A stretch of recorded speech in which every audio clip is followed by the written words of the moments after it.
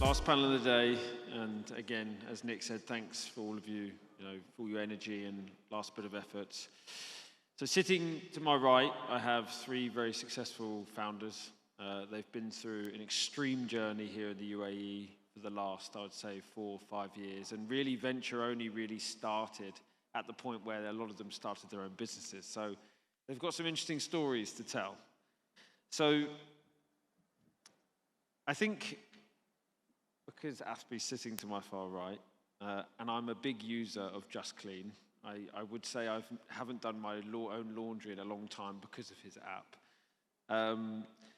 But you've been navigating I would say, the world of investors and the fundraising scene here. How would you sum up the process really over the last 2-3 years and how it's changed, especially when it comes to fundraising? Well, I'd like to start with saying that it's become a lot tougher than it was at the beginning.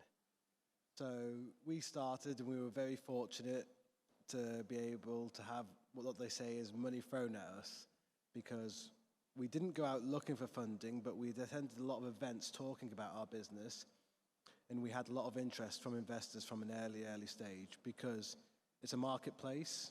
People understand the marketplace in the region, as well as it being a new market that no one had entered before, but everyone is aware how big that market actually is in the GCC. Like, most people here today have probably had their laundry done, their suits done at the laundry and stuff, so it was easy to get the message across. And it was a very simple business that we take commission on every order, so we don't actually own the facilities, it's just a pure marketplace. However, as the rounds go on, it gets a lot tougher.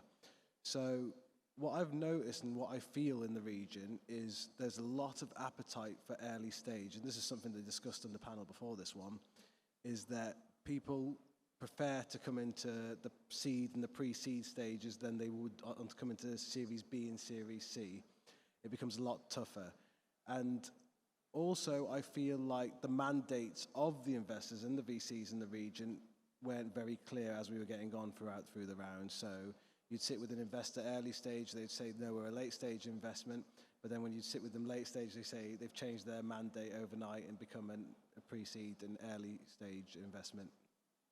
However, we've been very fortunate, but I can imagine it is quite tough for people out there. And since the pandemic, things should have got better, but as we can see, they've got a lot worse than it was. So at the moment, I don't see funding as an option that we'll be taking forward at this moment of time, because we are very close to breaking even. So my advice would be, at the moment, if you can live without funding, try and live as long as possible without funding, due to the valuations and other things like that at the moment. Interesting perspective. I guess most startup founders would have, an opposition to say, they need a good amount of funding to grow in this market and expand outside the market. But what you're saying is actually try and limit the amount when you get to a certain size and try and get to that break-even point. Of course, yeah. So our focus this year is breaking even, which we're very close to as well, and then hopefully next year have a profitable balance sheet, which will be successful for us, I believe. This is not something I would have dreamt from the beginning, because we were always used to heavy, fast growth. And so it's actually changing the whole culture of the company and the way people have been used to working, to going for that growth, to now actually trying to break even. You're having to navigate a company in a whole different direction to how it used to be. And that can be quite challenging. However, I believe with this strategy, it'll make it easier to get funding, get a better evaluation that will not dilute the current investors or the founders, which is a huge problem, I see. Yeah. Now, Robert, in the middle, I probably eat his tomatoes every evening. Most of them are multicolored, and as I said, they just end up in my fridge most days. Now, Robert had the hardest job of building the indoor vertical farming infrastructure in the whole country, because there wasn't much before he turned up. So I guess the best question for you, Robert, is, what's your experience in scaling up Pure Harvest and navigating this fundraising landscape like Aspie just mentioned? Well, in one word, painful. So We launched Pure Harvest in 2016. At the time, we raised one of the largest seed rounds ever for a startup in the Middle East. It was a $5 million seed round. And when we were first starting, there really wasn't much in the way of ag tech or food tech investing.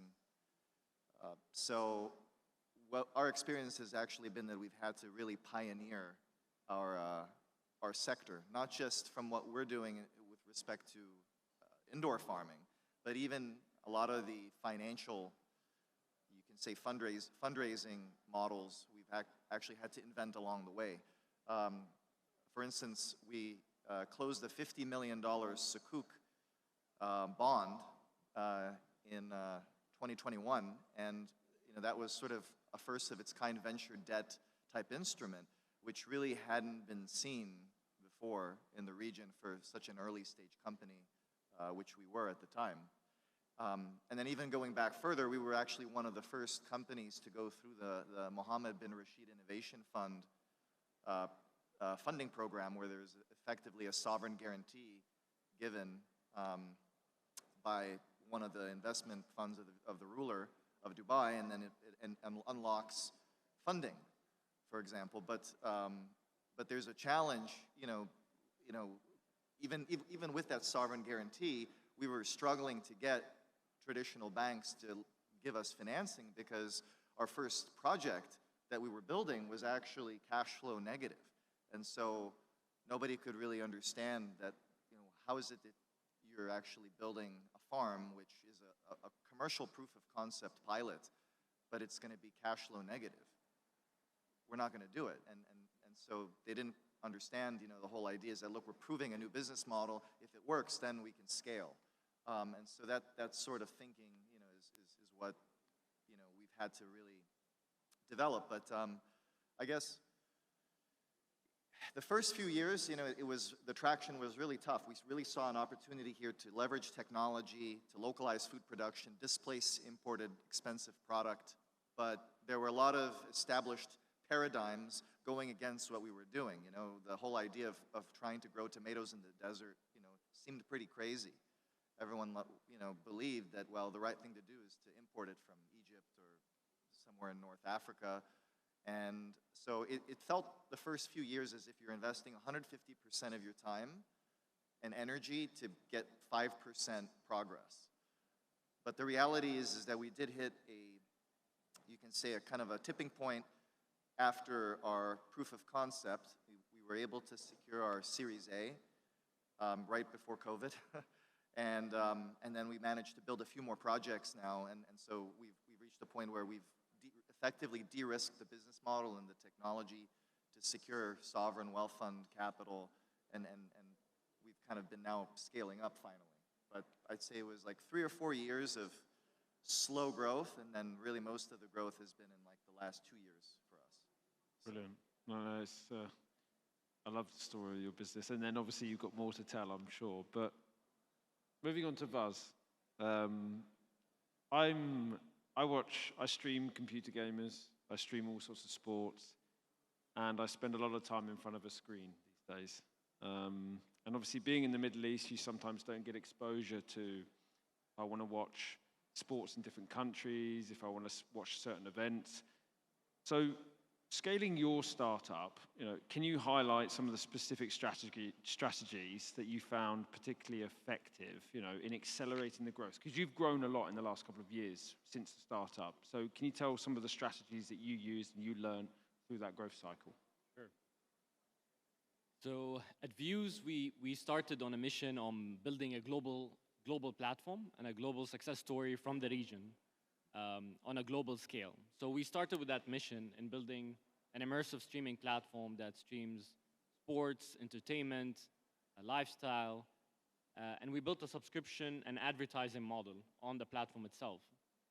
And what really helped us is to start with that mission on a global scale, but at the same time, to have a very asset-light operations, because if you want to have that mission of scaling globally, you need to make sure that you have an asset-light operations, a scalable model that can scale globally. So what we did is we started partnering with telecom operators. for our subscription model. So any user can subscribe to the platform by just entering their mobile number, getting an OTP, and that subscription, like your Netflix subscription, for example, gets deducted from your phone bill. That really helped us to scale internationally and partner with over 38 telecom operators globally in different parts of the world. And what happens is that these telecom operators have helped to market views to millions of their users that they already have. So it was like a way of tapping into new markets, tapping in new countries by partnering with giants like telecom partners that have access to millions of users. And that's how we scaled globally from the region to access now the US, Europe, Asia, and being the leading and the biggest immersive video platform and streaming platform now globally. So we're partnering now with Apple, for example, on their Apple Vision Pro. I was there last week at their headquarters. We just signed a partnership with La Liga, the Spanish league. So now we have access to all the Barcelona, Real Madrid, all of these behind-the-scenes content, and building on that mission. So we really try to have an asset-light operations and be able to have a partner like telecom operators to help us scale globally. And Aspi, I mean, looking at building relationships, right? We've come to an event like this to build relationships. Through the life cycle of building those relationships, all of you have done multiple rounds of funding. What's the best advice you could give to somebody maintaining those relationships, either before you're trying to win the investment or after? Yeah, so what we do is we categorize it from investors that were not interested at all, that were partially interested, and people that actually got to the stage of looking at the company and doing the due diligence. So I personally categorize it like this. And then the ones that showed a lot of interest, and we spent a lot of time in gaining a relationship, because these relationships tend to go on for a few months. It's not one phone call and that's it. You're actually meeting these people, you're traveling to visit these people, so there's a relationship that grows there. What I tend to do, and what we tend to do, is we keep connected to these people that showed a lot of interest, and we share them our progress, because there was an NDA signed at some point through the progress, so we actually share it with them and show them what we're doing, and showing that what we have done, and we're proving that what we said that we would do, that they questioned, and that helps you then later on in the round. And that's actually helped us with 2 of our rounds. People actually come back and invested in Just Clean after they'd seen the progress that we'd made, because we'd shared that progress with them and we'd kept that relationship. Another thing is that's very important in the region is networking. It's who you know and what you know, and basically being from the region's helped a lot, I feel, getting through the countries, Saudi Arabia, Kuwait, Bahrain, and also your investors giving you the ability and connecting you to other investors plays a big role as well for us. So our investors are well connected, and once they do the connection, then we take it from there. But you are very right, yes, connections and keeping those connections live is very important. And I would say, Robert, your journey obviously has multiple stories, but moving away from obviously the success of Pure Harvest, you're also venturing and starting a new type of business in the fish farming industry. Understanding all the challenges, why you did that, understanding all the challenges of Pure Harvest, is this why you then thought, okay, now I've been through the cycle, I've been through the funding cycle, I've been through the cycle of learning it, now I want to get into this industry? So what's next for that venture that you did, and why did you start it? That's a very good question. So lately I've been working on a spin-out venture called Ocean Harvest, focused on sustainable aquaculture, and many VCs that I've spoken with have laughed at me saying, oh, another capital-intensive startup.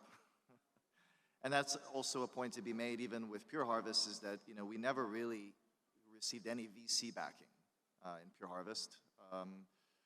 My co-founder Mahmoud co-founded Sharuk Partners, which launched around the same time as Pure Harvest, and he personally had invested in the company. His family invested in the company and gave us land, and launched sort of after that. But VCs really kind of run away from the types of startups that we've been doing, because it's capital intensive and they're not able to deploy the type of tickets in follow-on rounds to sort of keep up with the business, right? So I guess, for me, I don't think about fundraising, I guess, with the types of projects that I do. I really follow where I see opportunity and where I go into areas that I feel passionate about. I think that's, in the end, the most important thing.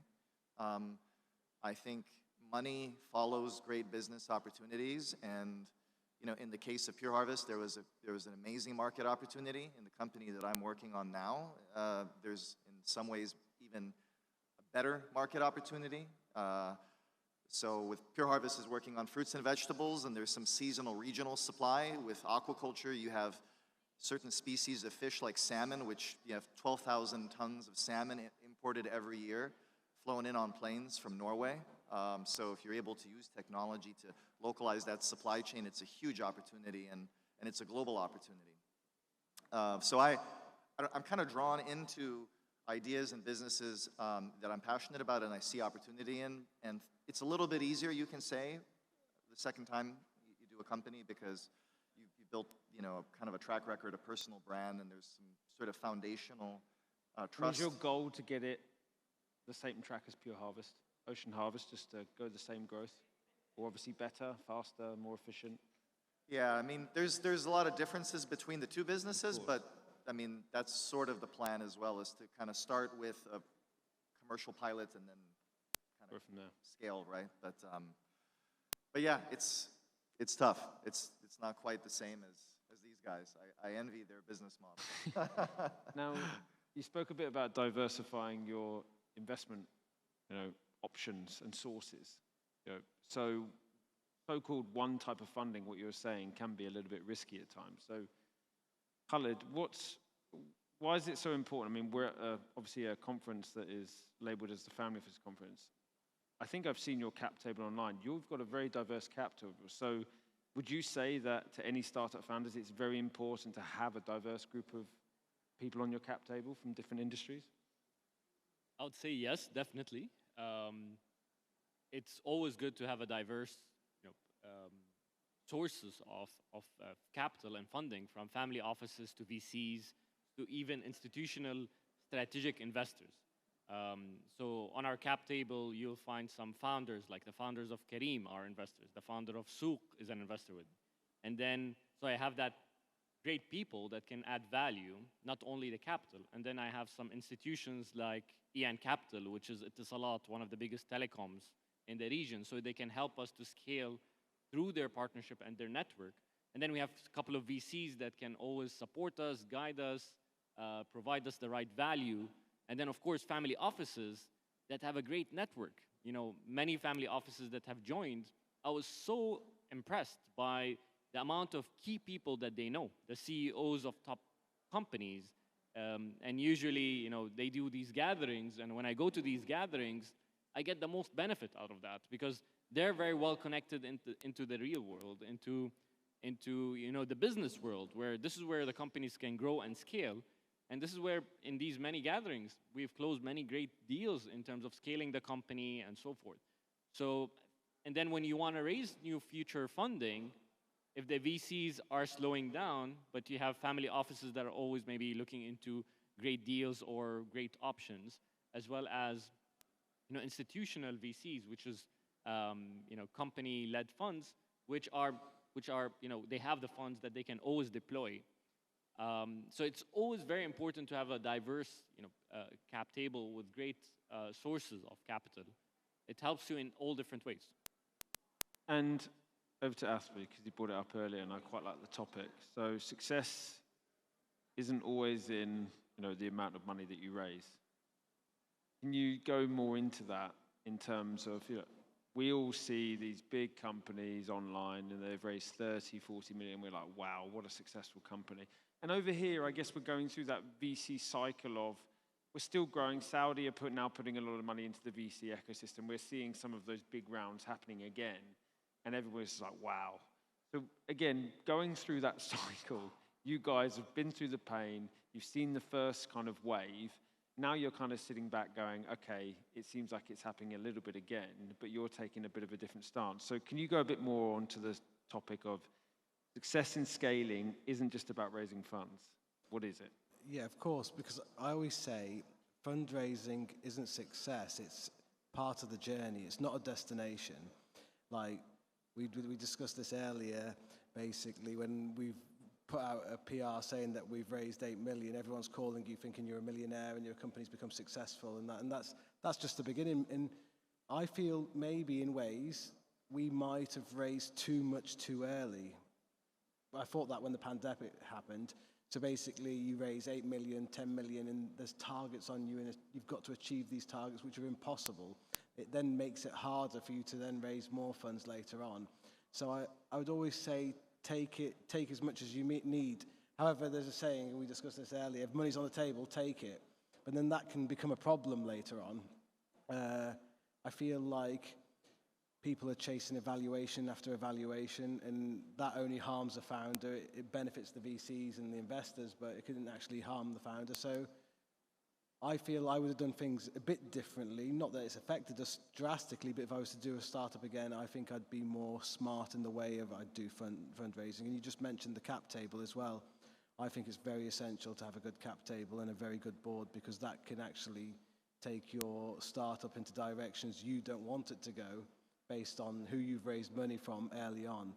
They say founders change over the years, but also investors change over the years as well. So if an investor invested in you 5 years ago, his expectation of where he'd like his money to take him has completely changed over 5 years.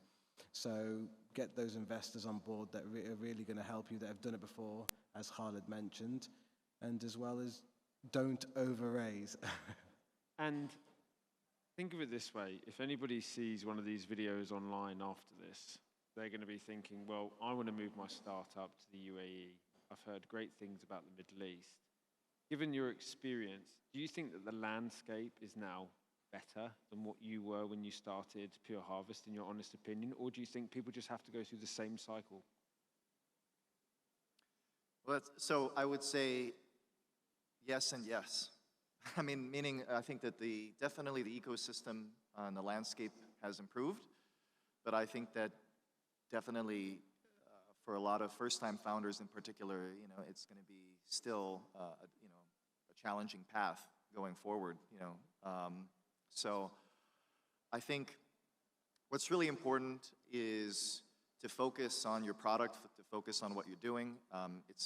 When fundraising as well, it's really important to, I think one of the things that not enough founders do in fundraising is communicating what we call momentum events in the business. Because you want to be able to, if you're positioning yourself as a high growth company, like you actually have to be able to also show evidence of that.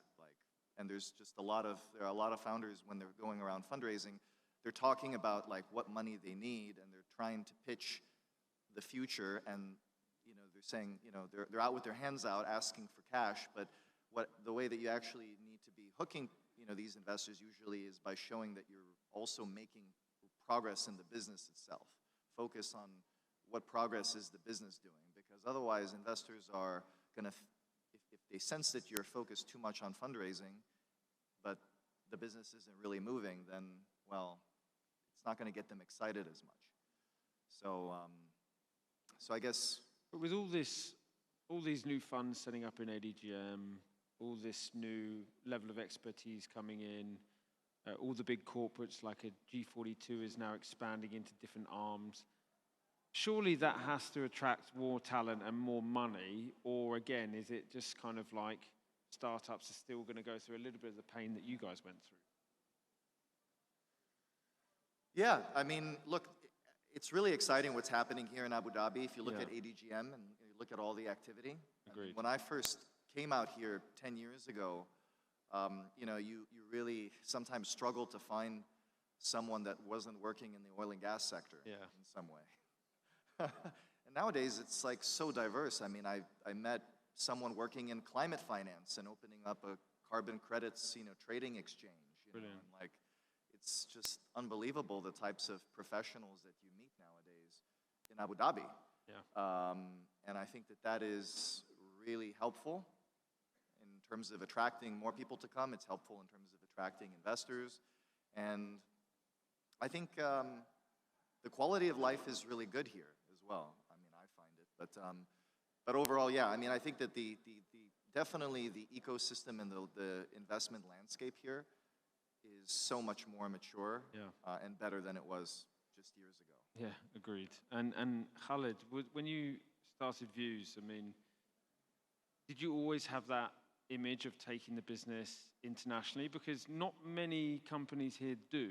I mean, we always say in this country, it reaches kind of like this point where it's like, okay, well, there's not enough population here. There's so many competitors in Europe and the US. So what do? Do I sell the business to one of the big overseas companies, or do I keep pushing this internationally? Obviously, you are an international platform. So was that always the goal? And would you say that the UAE is now, that is possible for other founders to do and follow your suit? Great question. I think when we first started, definitely we focused on the problem and solving the problem, building a platform that can really immerse people with the new technologies. And then by time, when we started partnering with NBA, for example, or covering events in Hollywood, such as the Oscars or mega movie premieres, we saw that we were able, for a company from UAE, to be partners with NBA, which are based in the US, for example. We were able to really enter new markets from the region here. And then we looked and said, you know, our name and a brand name is international from day one. So that really pushed us to think global, and that was a big mission for me, that there were many success stories from the region, like Kareem, Talabat, Souq. All of them were amazing success stories, and many of them were regional. So the mission that we put and the challenge that we put on ourselves was that how can we build a global success story from the region? Of course, it's not an easy mission or challenge, but we have been maybe 70% there now in having multiple offices and content from all different parts of the world, from US to Asia to Europe. So it's quite very exciting to be able to do that. And definitely UAE is a hub, and that's what it has been supporting with. The region has been a hub now between UAE and Saudi and other markets. You see that great ideas can really scale from here because there's so much things happening in the region. So definitely there's a big opportunity for other companies as well to think global. And that's my mission. The story to be told and to inspire is that don't think small. If you're able to build a platform and a model that can scale with asset-light operations, a great unit economics, then why not? And it's that following the dream of this country. It's the made in the UAE. Like if you want financial backing from this country, you have to put the stamp on to say we made our success here. We sold to England from here. We sold to America from here. I mean, Robert's going through that right now. It's like you started the indoor vertical farming industry here, and since then we've now brought in others. You've got the ripening facilities. You've got now new logistics platforms in the middle. So Aspi, with Just Clean, I mean, with so much of, I would say, this part of the world changing, what's next for you next year, given that population's increasing, Saudi Arabia is opening up? Surely your platform is now expanding heavily, given the consumer market is increasing. Yeah, of course. We haven't even touched a small percentage of the market, I don't think, yet. The industry itself, not including Saudi Arabia, is worth $3.8 billion a year, growing between 9 and 10%. That's not including Saudi Arabia. It's actually, since the pandemic, we've also moved into other verticals such as home cleaning, car wash at home. So anything that involves clean, we want you to think about Just Clean and bringing that service to the house to you. Saudi Arabia is an exciting market. It's such a huge market, and it's different from city to city. That's what I've learned. And it also plays a big role in receiving investment as well, because currently a lot of the investment is coming from Saudi Arabia and the UAE, so you're going to have to prove yourself as a company in Saudi Arabia as well as the UAE as well.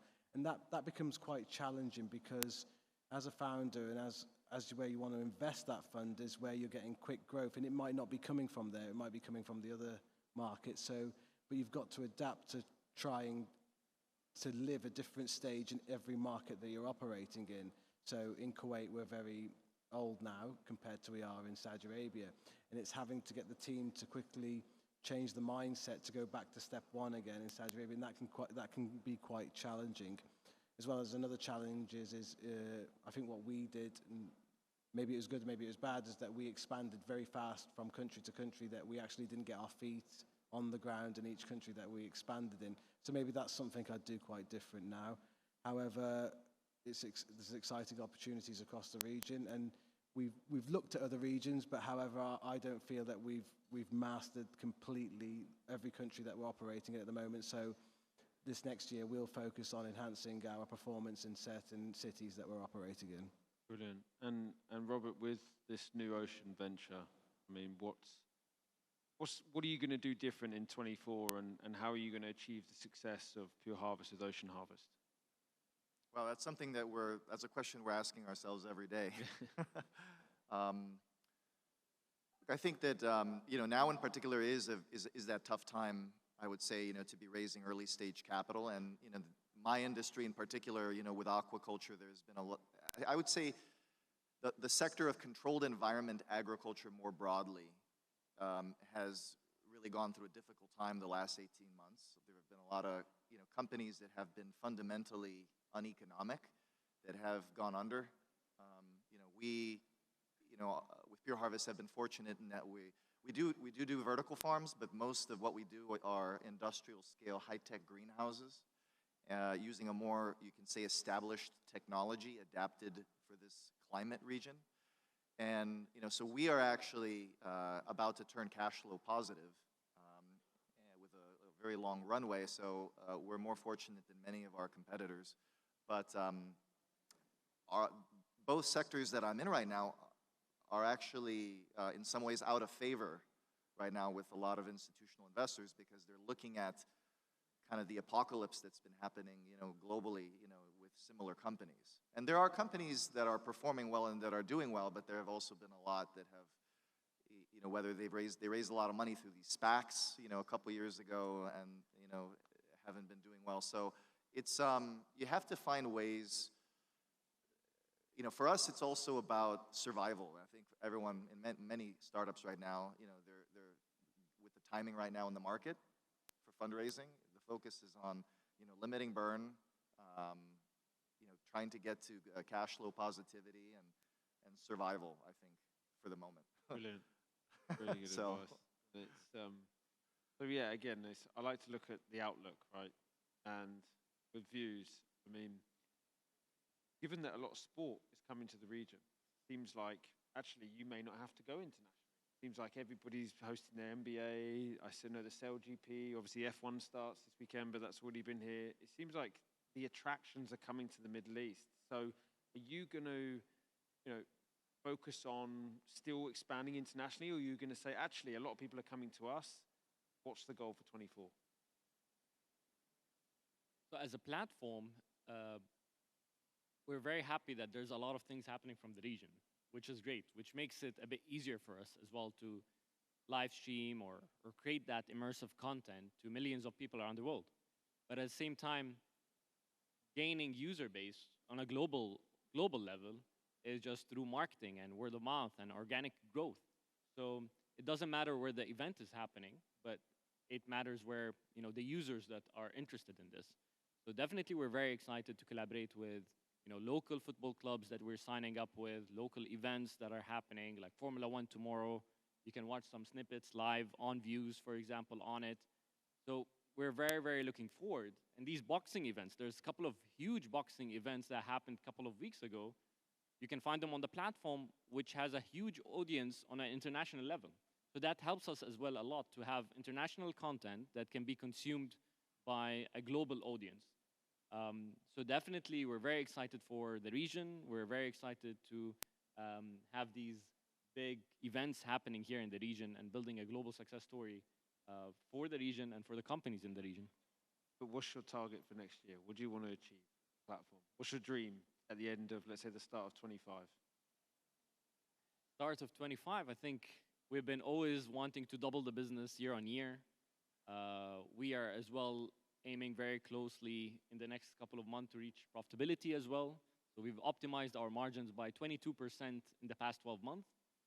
So having that mindset of reaching profitability, building something with good scale and unit economics, to continue doing that, I think is going to be our aim.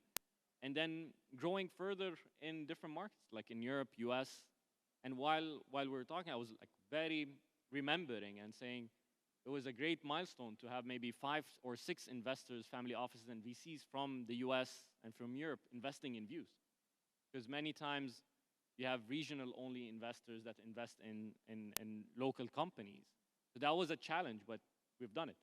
And I think many companies can do the same. And we definitely need more of that, to have global investors to look at regional companies to invest in, and vice versa. Brilliant. All right. Well, I think at the end of the day here in Abu Dhabi, and I think that's a good positive note to think on, that the rest of the world is starting to look at the Emirates in a different way. It's becoming more sophisticated, more talented human beings. And as you said, you've got 3 founders here who have managed to build substantial companies that are now either break even or profitable. So thanks a lot for listening, guys.